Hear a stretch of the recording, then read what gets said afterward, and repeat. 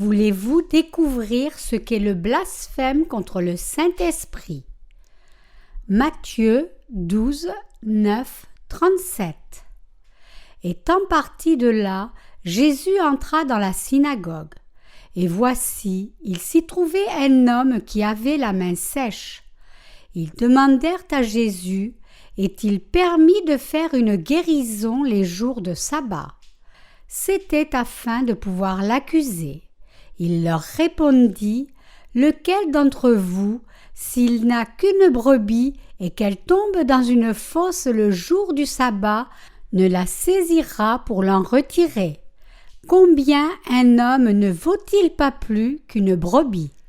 Il est donc permis de faire du bien les jours de sabbat.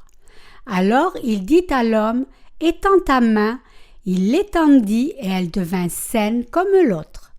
Les pharisiens sortirent et ils se consultèrent sur les moyens de le faire périr. Mais Jésus, l'ayant su, s'éloigna de ce lieu. Une grande foule le suivit. Il guérit tous les malades et il leur recommanda sévèrement de ne pas le faire connaître afin que s'accomplisse ce qui avait été annoncé par Ésaïe, le prophète. Voici mon serviteur que j'ai choisi, mon bien-aimé en qui mon âme a pris plaisir. Je mettrai mon esprit sur lui et il annoncera la justice aux nations. Il ne contestera point, il ne criera point et personne n'entendra sa voix dans les rues. Il ne brisera point le roseau cassé et il n'éteindra point le lumignon qui fume jusqu'à ce qu'il ait fait triompher la justice. Et les nations espéreront en son nom.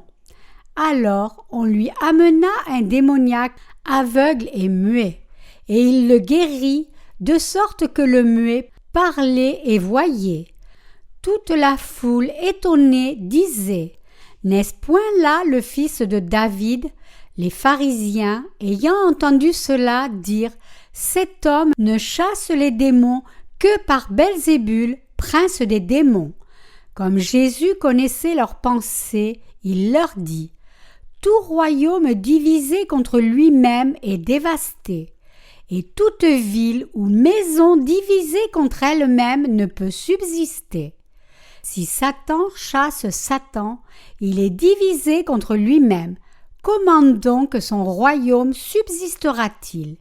Et si moi, je chasse les démons par Belzébul, vos fils, par qui les chassent-ils? C'est pourquoi ils seront eux-mêmes vos juges. Mais si c'est par l'Esprit de Dieu que je chasse les démons, le royaume de Dieu est donc venu vers vous. Ou comment quelqu'un peut-il entrer dans la maison d'un homme fort et piller ses biens sans avoir auparavant lié cet homme fort? Alors seulement il pillera sa maison. Celui qui n'est pas avec moi est contre moi, et celui qui n'assemble pas avec moi disperse. C'est pourquoi je vous dis, tout péché et tout blasphème sera pardonné aux hommes, mais le blasphème contre l'Esprit ne sera point pardonné. Quiconque parlera contre le Fils de l'homme, il lui sera pardonné. Mais quiconque parlera contre le Saint-Esprit, il ne lui sera pardonné ni dans ce siècle, ni dans le siècle à venir. Ou dites que l'arbre est bon et que son fruit est bon, ou dites que l'arbre est mauvais et que son fruit est mauvais, car on connaît l'arbre par le fruit. Race de vipères, comment pourriez-vous dire de bonnes choses, méchants comme vous l'êtes? Car c'est de l'abondance du cœur que la bouche parle. L'homme bon tire de bonnes choses de son bon trésor, et l'homme méchant tire de mauvaises choses de son mauvais trésor. Je vous le dis, au jour du jugement, les hommes rendront compte de toute parole vaine qu'ils auront proférée. Car par tes paroles tu seras justifié, et par tes paroles tu seras condamné. Qu'est-ce que le péché de parler contre le Fils de l'homme? En Matthieu 12, 9 et suivant, on voit une controverse émerger, suscitée par la guérison de malades par Jésus le jour du sabbat. Avant cet événement, nous voyons comment les disciples de Jésus étaient accusés par les pharisiens pour avoir cueilli des épis et les avoir mangés le jour du sabbat. Mais en dépit de leurs critiques, Jésus vint et guérit de nombreux malades même le jour du sabbat. Le Seigneur guérit un homme qui avait la main sèche et il guérit aussi un possédé, aveugle et muet le même jour. Par conséquent, il fut traité de prince des démons par les pharisiens et ils l'accusèrent. Il ne chasse les démons que par Belzébul, le prince des démons. Les pharisiens étaient des hommes orgueilleux car ils ne reconnaissaient pas le ministère de Jésus-Christ, ne réalisant pas que le Fils de Dieu viendrait sur terre comme un homme et guérirait les maladies du corps et de l'âme. C'est pour cela que les pharisiens accusèrent Jésus d'être possédé de démons.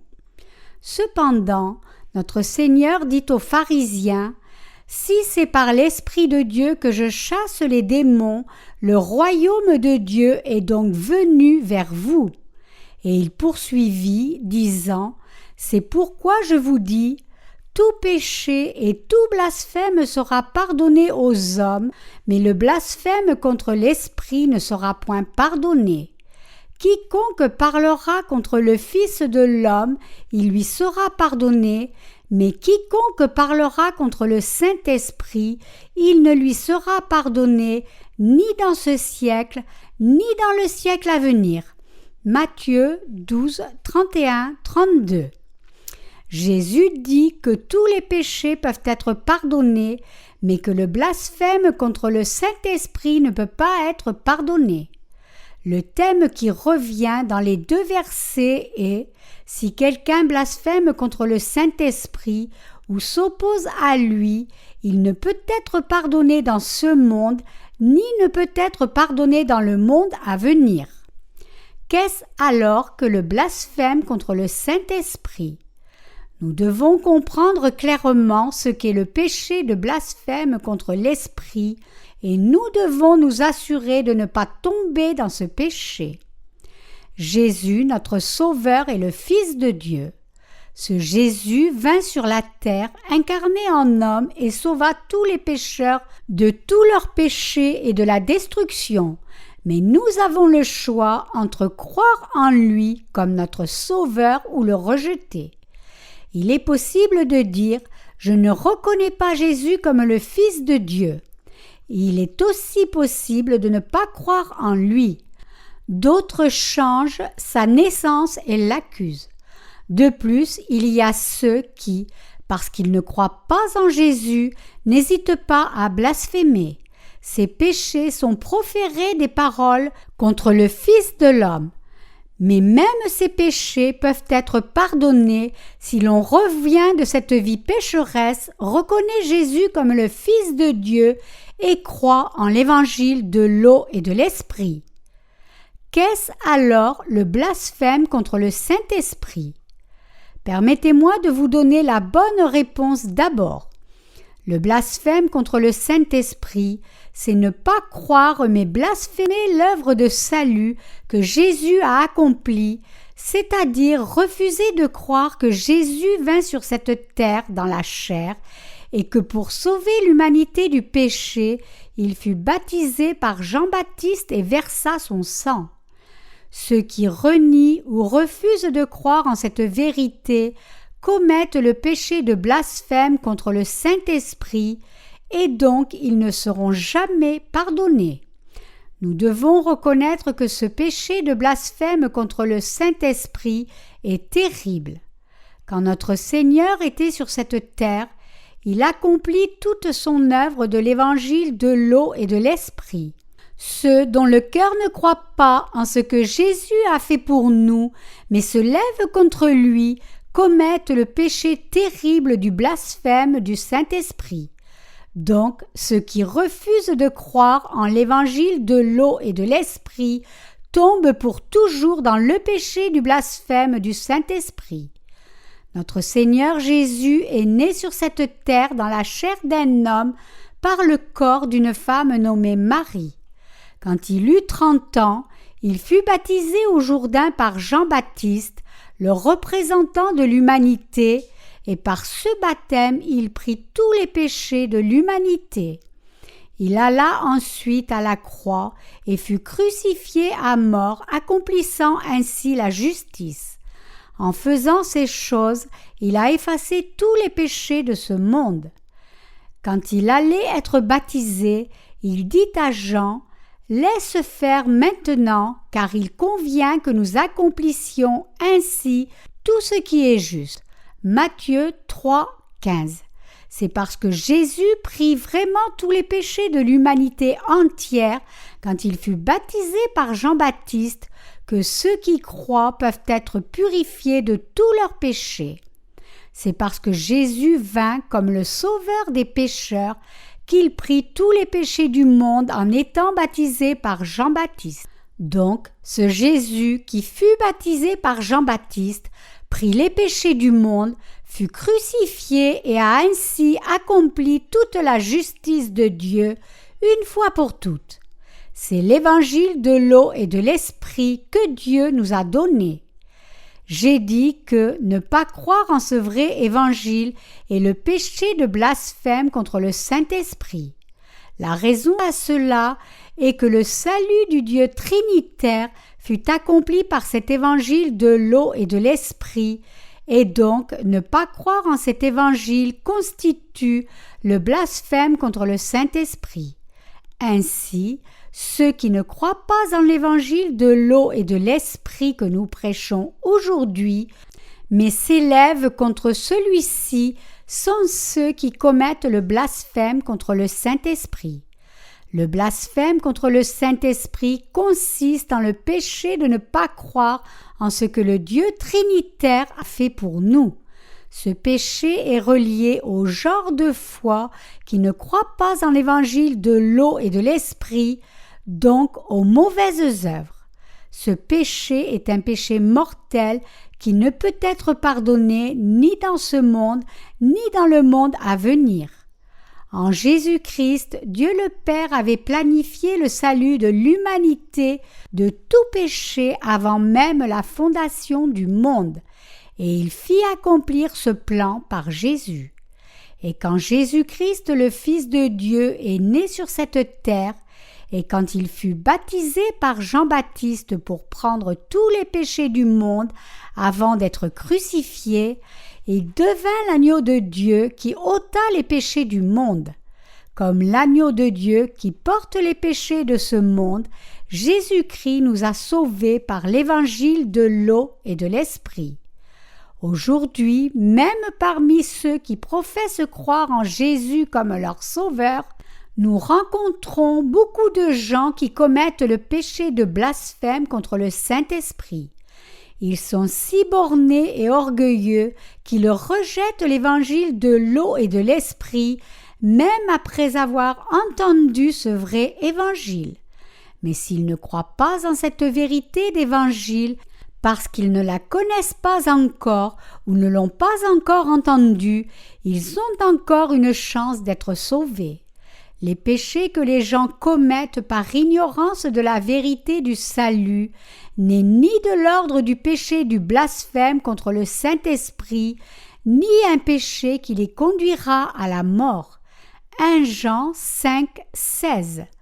En croyant en l'évangile de l'eau et de l'esprit, chacun des pécheurs de ce monde peut recevoir la rémission de tout péché par la foi. Mais ceux qui ne croient pas en l'évangile de l'eau et de l'esprit, tout en le connaissant, ne peuvent être pardonnés de leurs péchés, car ils ont blasphémé contre le Saint-Esprit.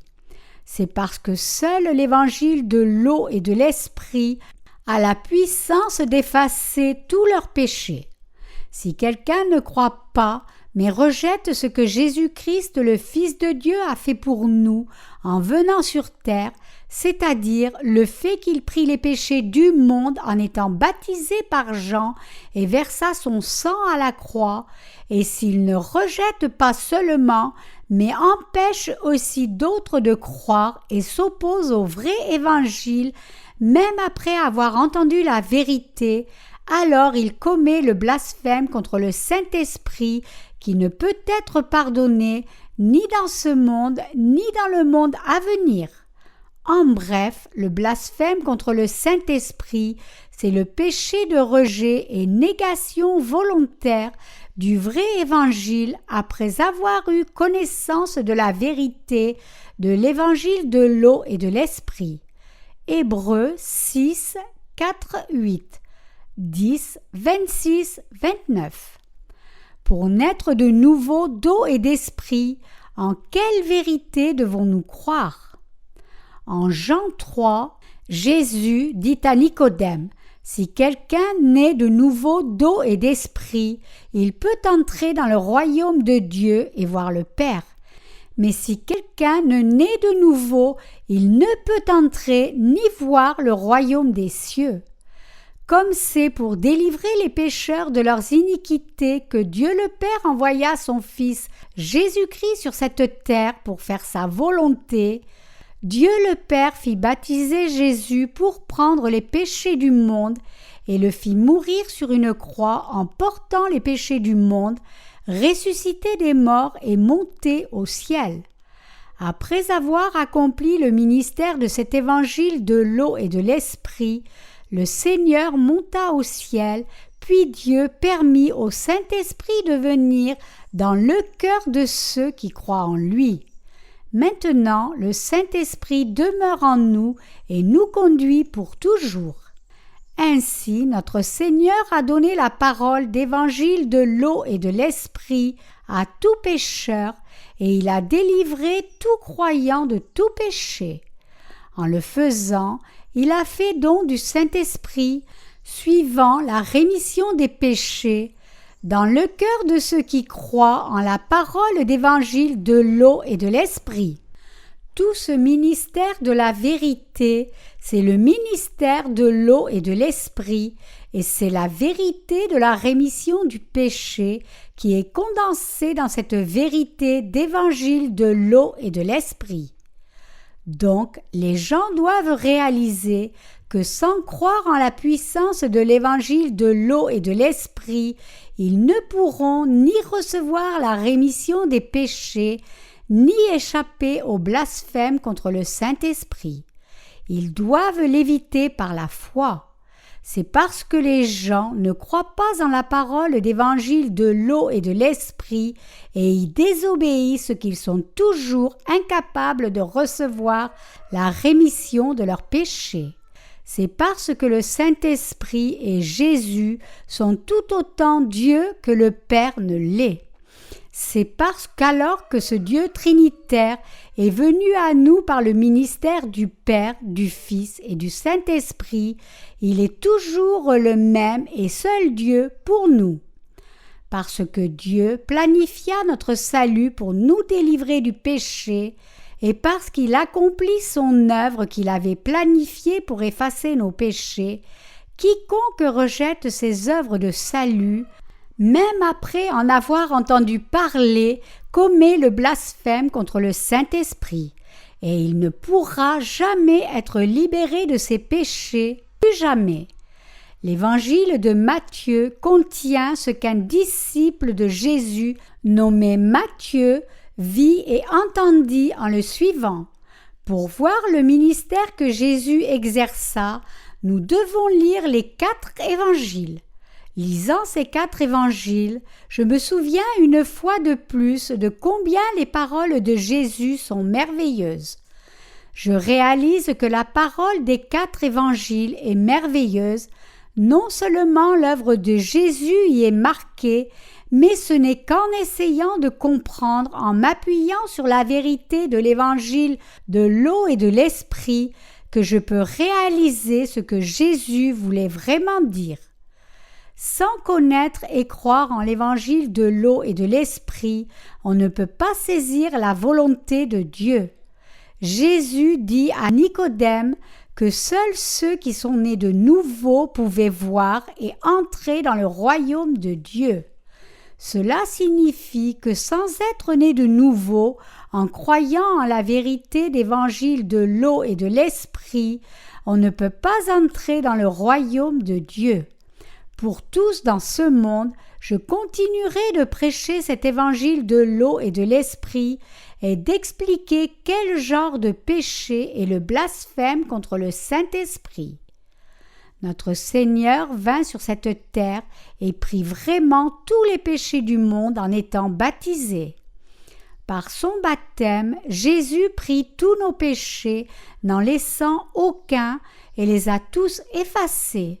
Une fois pour toutes, il amena tous les péchés de tous ceux qui croient en lui à la croix, n'en laissant même pas le plus petit. Il fut alors condamné sévèrement en étant crucifié, ressuscita des morts et devint ainsi notre Sauveur éternel. Cependant, ceux qui ne croient pas en cette vérité d'évangile de l'eau et de l'esprit, même après l'avoir entendu, finiront par tomber pour toujours dans le péché du blasphème contre le Saint-Esprit. Guérir les maladies de la chair n'est pas le but ultime de Dieu. Écoutez attentivement ce que notre Seigneur dit qu'il déclarerait aux menteurs en Matthieu 7. Il dit que lorsque beaucoup lui diront « Seigneur, Seigneur, n'avons-nous pas prophétisé en ton nom, chassé des démons en ton nom et fait beaucoup de miracles en ton nom ?» Il leur répondra alors « Je ne vous ai jamais connu, retirez-vous de moi, vous qui commettez l'iniquité. » Quelle est la plus grande œuvre que le Seigneur accomplit quand il vint vers nous et quel est le plus grand but de cette œuvre? C'est son acte juste qui a rendu tous nos péchés blancs comme la neige par la parole d'évangile de l'eau et de l'esprit pour que nous devenions enfants de Dieu. C'est la volonté de Dieu, et la foi qui croit en cela est la foi qui s'accorde avec la volonté de Dieu. La volonté de Dieu est d'effacer les péchés de l'humanité et les ôter par l'évangile de l'eau et de l'esprit, non seulement de guérir les maladies de la chair. Quel est, après tout, le grand enjeu de la guérison de la maladie physique de quelqu'un? Il y a longtemps, quelqu'un de l'étranger vint en Corée pour tester l'authenticité de la foi de ceux qui proclament être capables de chasser les démons au nom de Jésus et de faire des signes et des miracles. Fixant le prix à $1 million, il promit de donner cet argent à quiconque pourrait vraiment démontrer sa puissance surnaturelle. Il fit cette promesse publiquement lors d'un programme télévisé. Il avait fait cela aux États-Unis et en Grande-Bretagne aussi, et maintenant il venait en Corée pour la même chose. Quand cet homme vint en Corée et défia tous ceux qui clament détenir des pouvoirs surnaturels de prouver leurs déclarations, il leur disait clairement « Sortez, réglez cette question une fois pour toutes dans une arène publique. Si vous pouvez vraiment guérir les malades et ouvrir les yeux des aveugles en leur imposant les mains, je vous donnerai $1 million très vite. » Mais les gens qui disaient faire tant de miracles furent complètement silencieux. Finalement, personne ne releva le défi. Connaissez-vous la puissance de l'évangile de l'eau et de l'esprit? Y croyez-vous? Le seul vrai évangile que notre Seigneur donna est l'évangile de l'eau et de l'esprit. Cependant, tant de chrétiens aujourd'hui professent pouvoir aller aux cieux si seulement ils croient en Jésus comme leur sauveur, même s'ils ne connaissent pas la vérité d'évangile de l'eau et de l'esprit. Cette foi est un évangile arrangé avec des pensées humaines. Ce dont la Bible parle, c'est la puissance de l'évangile de l'eau et de l'esprit. Et donc, si quelqu'un dit qu'il a reçu la rémission du péché dans son cœur, alors qu'il ne connaît pas cet évangile de l'eau et de l'esprit, alors il est menteur devant Dieu. L'évidence en est le fait que ses péchés sont intacts dans son cœur. Ces gens, peu importe qu'ils clament pouvoir guérir les maladies de la chair par la puissance de Dieu, sont de faux prophètes. Bien sûr, ils peuvent faire comme ils veulent et des gens peuvent penser que leurs paroles sont celles du Saint-Esprit. Cependant, Dieu lui-même n'approuvera jamais leur foi, mais les appelle hypocrites, parce que leurs péchés sont toujours dans leur cœur. Ce qu'ils font n'est pas l'œuvre du Saint-Esprit, mais l'œuvre de Satan. Selon le passage des Écritures d'aujourd'hui, qu'est-ce que le péché du blasphème contre le Saint-Esprit et qu'est-ce que s'opposer à lui dont il est question dans le passage? Si quelqu'un blasphème contre le Saint-Esprit et s'oppose à lui, il ne peut être pardonné. Ce péché impardonnable est le suivant. Dieu lui-même, notre Seigneur, vint sur cette terre et en étant baptisé par Jean-Baptiste au Jourdain, il prit tous nos péchés, tous les péchés que nous commettons tout au long de notre vie, aussi nombreux que les étoiles du ciel, aussi étendus que l'horizon et aussi épais que des nuages sombres. Il fut alors crucifié pour verser son sang jusqu'à la mort, ressuscita des morts et nous a tous sauvés. Le péché qui consiste à ne pas croire en cette vérité est le blasphème contre le Saint-Esprit. En étant ainsi baptisé par Jean-Baptiste et prenant ainsi les péchés du monde, en étant crucifié et versant son sang et en ressuscitant des morts, Jésus nous a permis de devenir le peuple de Dieu en croyant en cela. Ce sont ceux qui croient en le baptême, la mort et la résurrection de Jésus que Dieu appelle ses propres enfants. Et comme preuve du fait que Dieu a sauvé tous ceux qui croient en l'évangile de l'eau et de l'esprit, il leur a donné le don du Saint-Esprit. Mais avant de donner la rémission du péché, notre Seigneur n'envoie jamais le don du Saint-Esprit dans le cœur de quelqu'un. Quand Jésus-Christ, le Fils de Dieu, vint sur cette terre et accomplit le ministère de l'évangile de l'eau et de l'esprit, si nous ne croyons pas en ce qu'il a fait pour nous, mais lui désobéissons en blasphémant son œuvre ou nous opposons à lui, nous serons pour toujours incapables de recevoir la rémission de nos péchés. C'est pour cela que notre Seigneur dit « Pourquoi ne crois-tu pas alors que je suis venu sur terre pour te donner la voie de la justice ?» Quand Jésus fut baptisé par Jean-Baptiste, il prit tous les péchés du monde et en étant crucifié et en versant son sang à la croix, il accomplit toute la justice de Dieu. Il est écrit en Matthieu 3,15 « Laisse faire maintenant car il convient que nous accomplissions ainsi tout ce qui est juste. » Ici, le mot « car il convient » est en grec et il signifie de cette façon, au mieux, où il n'y a pas d'autre voie. Et les mots « tout ce qui est juste » en grec signifie l'état le plus pur qui n'a absolument aucun défaut. Ces paroles signifient que Jésus prit les péchés de l'humanité sur lui irréversiblement et de la meilleure manière qui soit par le baptême qu'il reçut de Jean-Baptiste et que Jésus nous a donné la justice parfaite par son baptême.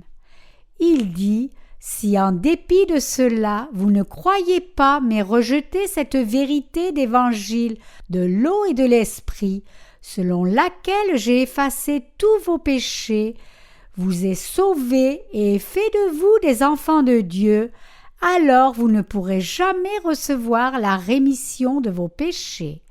Ne commettez donc jamais ce péché qui consiste à ne pas croire en cette vérité ou s'y opposer. La relation entre la loi et notre péché. Nous devons considérer ici la raison pour laquelle Dieu donna la loi aux hommes. Pourquoi Dieu a-t-il donné la loi au peuple d'Israël dans l'Ancien Testament et pourquoi a-t-il donné la parole de la loi aux chrétiens d'aujourd'hui? Il nous a donné la loi pour jouer le rôle de miroir, de sorte que vous et moi reconnaissions notre nature pécheresse et connaissions les péchés qui sont dans nos cœurs. Notre Seigneur nous commanda à tous de ne pas tuer, et cela signifie que nous avons des cœurs meurtriers. En Marc 7, Jésus dit que les mauvaises pensées viennent du cœur de l'homme, l'adultère, les fornications, les meurtres, les convoitises, la méchanceté, les yeux méchants, le blasphème, l'orgueil, la fierté, et que les êtres humains sont nés avec ces péchés vraiment depuis leur naissance.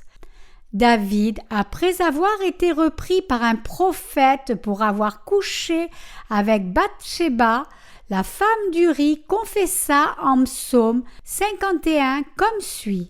« J'ai péché contre toi seul, et j'ai fait ce qui est mal à tes yeux, en sorte que tu seras juste dans ta sentence, sans reproche dans ton jugement.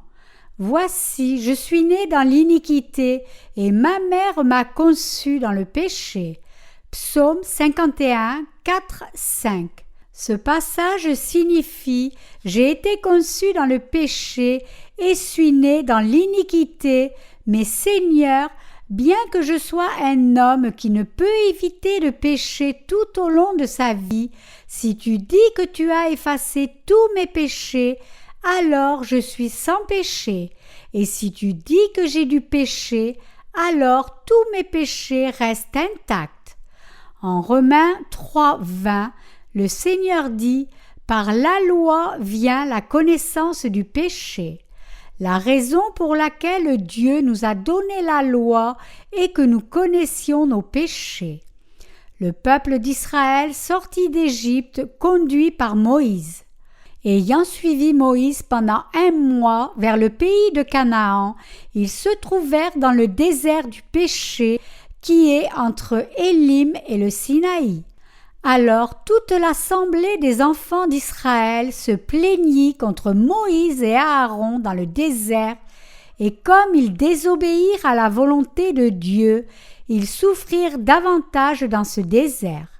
Quand ils arrivèrent au désert du Sinaï, au 3e mois après leur départ d'Égypte, Dieu appela Moïse au mont Sinaï et lui donna les 2 tables de pierre de la loi. Et il dit à Moïse de lire la loi au peuple d'Israël, ces commandements de Dieu et les statuts qu'il devait garder comportaient 613 clauses. Pourquoi Dieu a-t-il donné la loi au peuple d'Israël par Moïse? Les Israélites avaient oublié Dieu pendant plus de 400 ans d'esclavage en Égypte. Ils ne connaissaient pas vraiment le Dieu d'Abraham, le Dieu d'Isaac et le Dieu de Jacob. Donc, en donnant la parole de la loi, Dieu permit au peuple d'Israël de le reconnaître et le connaître. En d'autres termes, Dieu donna la loi pour que le peuple d'Israël connaisse ses péchés. Qu'a donné Dieu juste après qu'il ait donné la loi? Il donna le système sacrificiel du tabernacle. Quand un pécheur commettait des iniquités et reconnaissait le péché devant la loi, il devait d'abord amener un animal sacrificiel au tabernacle pour être purifié de ce péché. Il transférait ses péchés sur l'offrande de sacrifice en posant ses mains sur la tête, coupait son cou pour prendre son sang, puis donner ce sang au sacrificateur. Les sacrificateurs mettaient ce sang sur les cornes de l'autel des offrandes consumées, coupaient la chair en morceaux, plaçaient la chair sur le feu et faisaient cette offrande consumée. Dieu agréait alors cette offrande. La Bible dit que Dieu aimait accepter ces sacrifices uniquement lorsqu'ils étaient faits selon le système sacrificiel qu'il avait donné. Pour faire de son peuple, Dieu devait leur faire reconnaître leurs péchés et quand ils les réalisaient, Dieu leur donna le système sacrificiel pour qu'ils soient purifiés de ses péchés et deviennent son peuple. Les agneaux sacrificiels avaient pris et expié tous leurs péchés lorsqu'ils posaient leurs mains sur la tête des agneaux et les agneaux étaient tués à leur place. Ainsi, quand nous connaissons notre péché devant la loi, nous pouvons aussi recevoir la rémission du péché en croyant en l'agneau de Dieu qui a ôté tous nos péchés. C'est la volonté de l'Esprit de Dieu. En ces temps, Dieu nous a donné la parole d'évangile de l'eau et de l'esprit.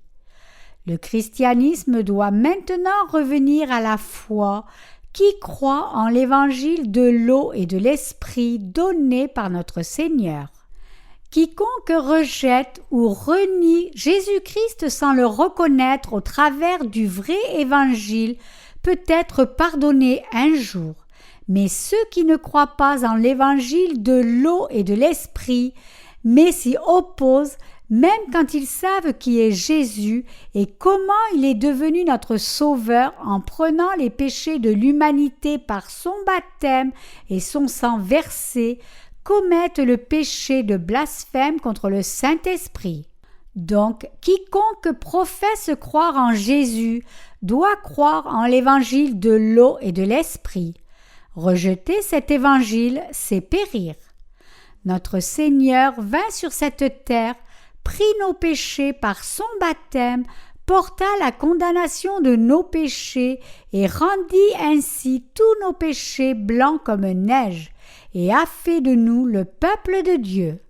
Maintenant, tous ceux qui rejettent l'évangile de l'eau et de l'esprit, après l'avoir entendu, s'opposent à Dieu.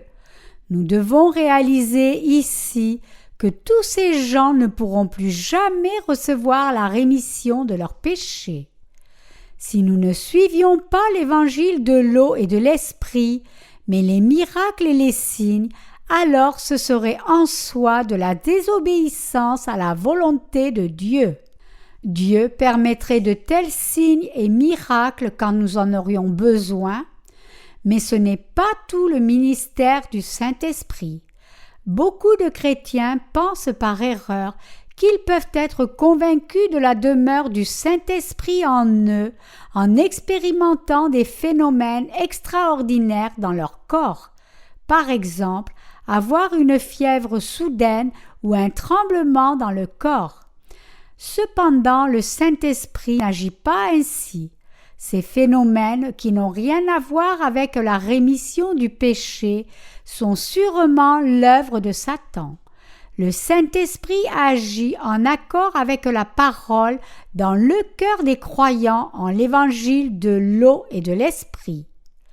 Mes chers croyants, en ces temps, avec la puissance de l'évangile de l'eau et de l'esprit, nous guérissons les cœurs de la maladie du péché.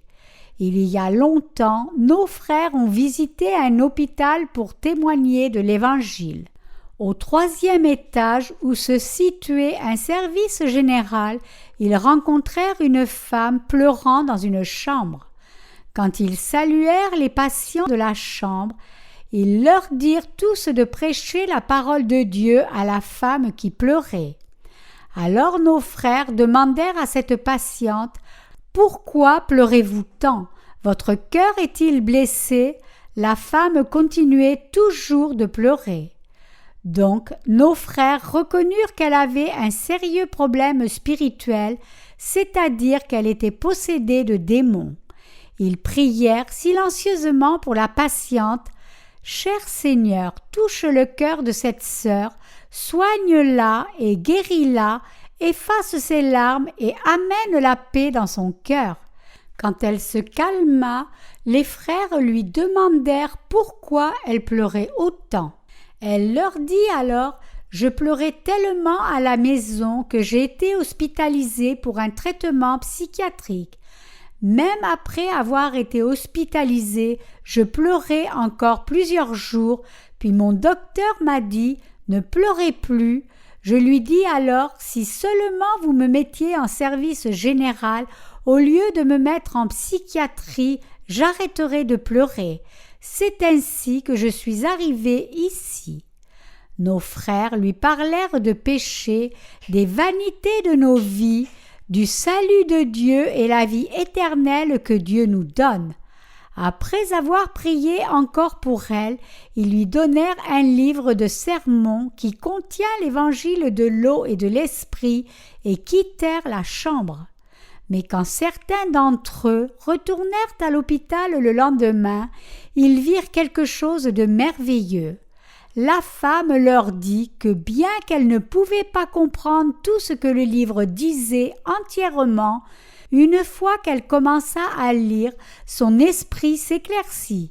Elle dit « Quand je lisais d'autres livres, j'avais très mal à la tête, mais quand j'ai lu ce livre, je me suis sentie heureuse et mon esprit était à l'aise toute la journée. » Nos frères lui expliquèrent la puissance de l'évangile de l'eau et de l'esprit encore. Elle reçut la rémission de ses péchés en entendant et croyant en l'évangile de l'eau et de l'esprit. Après quelques mois de nourriture spirituelle, elle témoigna du bonheur de sortir de l'hôpital, de la guérison totale de sa maladie mentale et de la guérison de sa maladie qui amenait tant de confusion dans sa vie et la faisait pleurer sans cesse. Mes chers croyants, dans l'évangile de l'eau et de l'esprit est la puissance d'expier les péchés des gens. Quand vos esprits sont troublés, vous devriez aussi essayer d'écouter des cassettes de messages qui prêchent l'évangile de l'eau et de l'esprit ou de lire les livres qui contiennent cet évangile. Votre esprit se calmera. Alors que vous méditez sur la façon dont le Seigneur a pris nos péchés et les a tous effacés, quand il vint sur cette terre, votre esprit retrouvera la tranquillité et la paix reviendra dans votre cœur. La Bible dit que le Saint-Esprit vient comme un don dans le cœur de ceux qui ont reçu la rémission des péchés. Il est écrit en Actes 2, 38, « Repentez-vous et que chacun de vous soit baptisé au nom de Jésus-Christ pour le pardon des péchés, et vous recevrez le don du Saint-Esprit. » Donc, vous devez savoir que le Saint-Esprit est un don qui vient dans le cœur de ceux qui ont reçu la rémission de leurs péchés. Si par contre vous croyez que le Saint-Esprit descend sur vous par vos prières et votre jeûne, alors vous suivez une foi complètement futile. Si vous comprenez réellement la parole d'évangile de l'eau et de l'esprit et y croyez comme il faut, vous recevrez la rémission de vos péchés au moment même où vous y croirez. Vous recevrez une nouvelle foi en cette vérité, expérimenterez la transformation de votre cœur et vos actes et œuvres pour prêcher l'évangile de l'eau et de l'esprit suivront aussi dans la continuité. Si au lieu de cela, nous essayons d'être bons par nos actes, sans même comprendre la parole d'évangile de l'eau et de l'esprit, il devient d'autant plus difficile pour nous de réussir. Vous pouvez penser qu'il est bon pour vous de seulement aller à l'église et donner autant de dîmes que possible, même si cela vous met dans les dettes.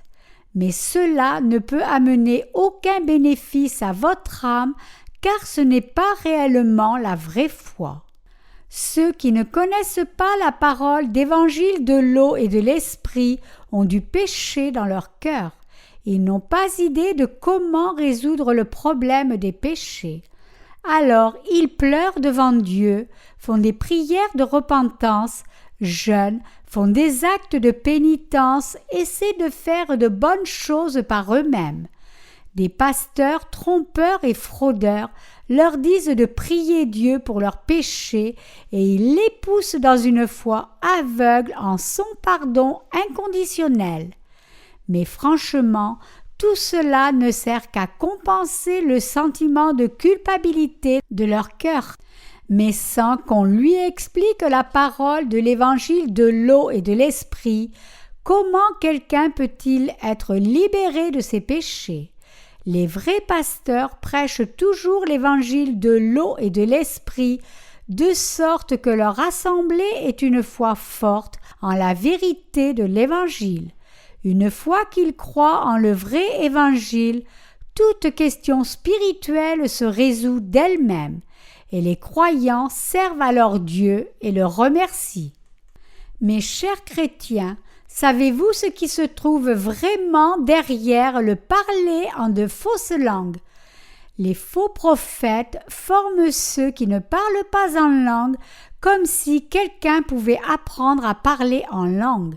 Ils apprennent à leurs disciples comment bouger leur langue, disant qu'ils doivent essayer encore et encore à dire « Alléluia » encore et encore. Une fois que les gens continuent de le faire, leur langue peut se fatiguer et ils ne sont plus capables de prononcer correctement. S'appuyant sur ces erreurs de prononciation, les faux pasteurs clament alors que leurs élèves ont maintenant reçu le don du parler en langue. Mais ce n'est rien d'autre qu'un mensonge. Quiconque a imité quelqu'un pour prier en langue sait très bien que c'était un mensonge et que ce n'était pas le résultat de l'action du Saint-Esprit. Il sait que ce n'était que le produit artificiel de sa propre tromperie et qu'en fait il prétendait seulement parler en langue. Est-ce l'œuvre du Saint-Esprit? Si le Saint-Esprit est saint par définition, comment peut-il venir dans un cœur pécheur? Quand notre Seigneur vint sur cette terre, a-t-il manqué d'effacer nos péchés en étant baptisé et versant son sang? Il effaça effectivement nos péchés et beaucoup de gens, bien qu'ils aient la parole de Dieu en face d'eux, ne connaissent pas la vérité de l'évangile de l'eau et de l'esprit, ni ne croient en elle. C'est pour cela qu'ils sont encore perdus dans leurs péchés. Beaucoup de chrétiens font des choses en apparence et trompent les autres et eux-mêmes, mais vous devez connaître la parole clairement, être libérés de ces menteurs et croire en l'évangile de l'eau et de l'esprit. Personne ne doit commettre le péché de blasphème contre le Saint-Esprit devant Dieu. Ce péché du blasphème contre le Saint-Esprit est le péché qui consiste à ne pas croire en l'évangile de l'eau et de l'esprit, même après l'avoir entendu. C'est aussi le même péché que de rejeter ou perturber ceux qui prêchent la vérité selon laquelle notre Seigneur vint sur cette terre et a concrètement expié tous les péchés de tous, de l'humanité entière dans ce monde en étant baptisé, versant son sang et ressuscitant des morts. Ce sont ces actes qui constituent la rébellion à Dieu, et tous ces gens ne seront jamais remis de leurs péchés, car en ne croyant pas en l'évangile de l'eau et de l'esprit, ils ont désobéi au Saint-Esprit. Donc, nous ne devons jamais nous opposer à l'évangile de l'eau et de l'esprit. Maintenant, beaucoup de gens de par le monde connaissent l'évangile de l'eau et de l'esprit, y croient et suivent le Saint-Esprit comme il faut. Beaucoup d'entre eux nous ont rejoints comme co-ouvriers volontaires pour ce bel évangile. Ils sont pleinement conscients de la façon dont ils ont été trompés par des menteurs et sont déterminés à ne plus jamais être trompés.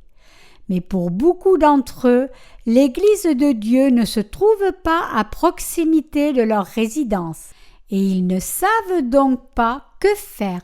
Maintenant, il est temps que vous croyiez en l'évangile de l'eau et de l'esprit, vous rassembliez et adoriez Dieu ensemble. Dieu vous conduira sûrement tous.